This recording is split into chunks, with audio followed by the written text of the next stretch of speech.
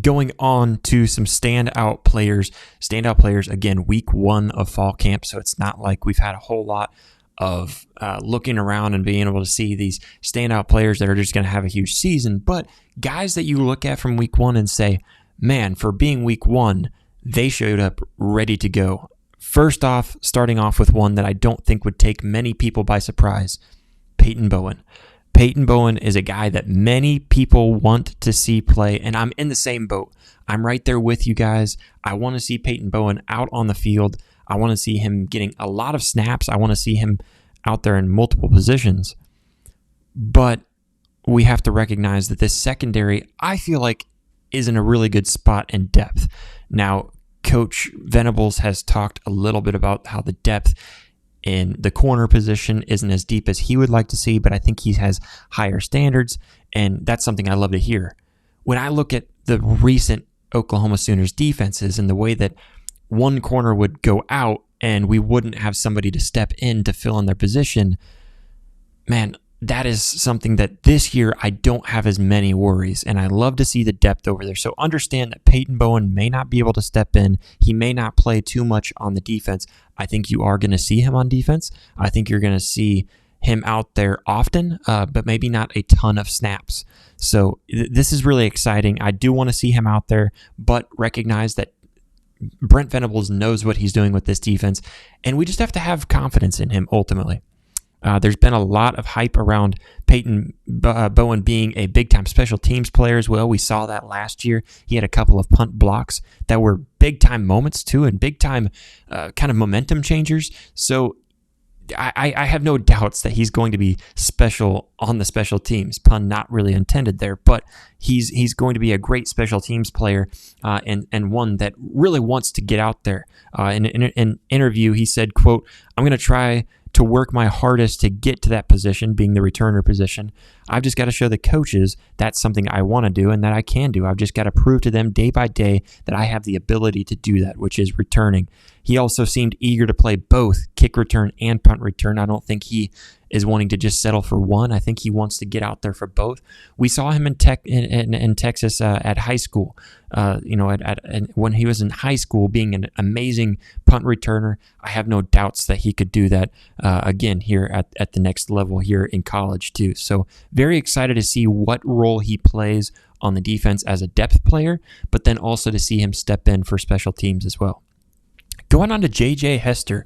This is another wide receiver to add to this stacked receiving core. I think Oklahoma is top 3, top 5 at the worst in the wide receiver room right now. And the reason why I would say only maybe top 5 is because there's a few guys that we haven't gotten a whole lot of a taste of within this offense. And of course, this is going to be a new offense, so I guess you could say we really haven't seen much of any of them from this offense. But I just mean this roster, which, you look at these guys. I mean, J.J. Hester is one of those that we haven't seen a whole lot from, but he transferred from Mizzou in 2022, and again, we haven't heard much from him, but it seems like he's been seeing a lot of reps with the first team offense, which you have to think with guys like Jalil Farouk only being at 90%, and then Andro Anthony still kind of not practicing with the team in those drills.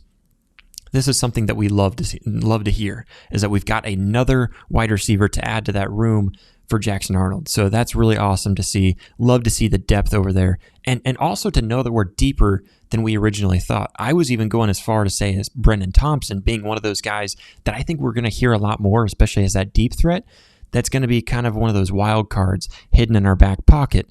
And now we've got another guy, J.J. Hester, who's been making some big plays and making a lot of big noise just in week 1 for fall camp. So this is a lot of excitement coming from just week 1.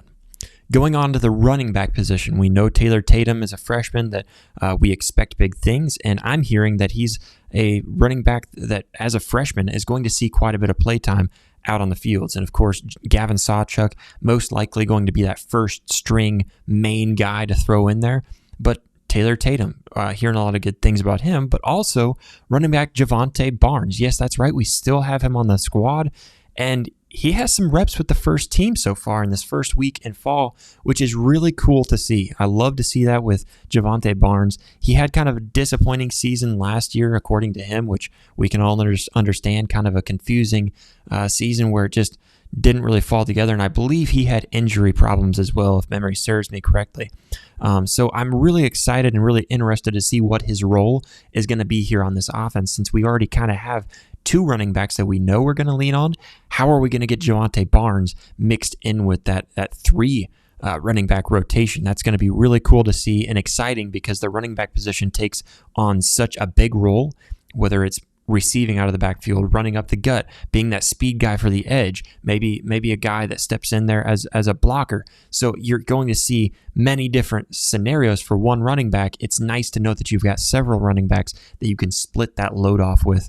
Javonte Barnes seems to be a guy that we can do that. So there seems to be plenty of confidence coming from the coaching staff when it comes to Javonte. Very excited to see where exactly he steps in. Going on, another wide receiver, one that shouldn't be a surprise, but Deion Burks making a lot of really big plays, which may not be a good thing if you're talking about just the overall defense. But Deion Burks making big plays and recognizing that, man, something that us as Sooner fans, we don't want to admit, is that he's going to be an upgrade from Stoops. Now, he will never get the love and the support that Stoops got, and Stoops will be idolized because he's the legend's son that came in and just played phenomenal football, very tough, hard-nosed football, now going to play with his dad for the Arlington Renegades too. So really cool story there. But Burks, again, won't ever have the love and support, but I do think because of the big plays that he's capable of having, as the season goes on, I think he's going to be a fan favorite. From what I've seen and from what I've heard, and from what I understand with his relationship with Jackson Arnold right now on the field, he's going to be a big-time player, one that we're going to love to watch. So Sooner fans, be ready for this Purdue transfer to come in and take the entire Sooner Nation by storm the way that he plays. Very excited to see him. Hey Sooner fans, did you enjoy this video? Well, if so, please help us out by hitting that subscribe button. If you want to see the rest of this video, you can click over here. Otherwise, we also have more videos right over here. Thank you so much for all of your support. Hope to see you next time. Boomer.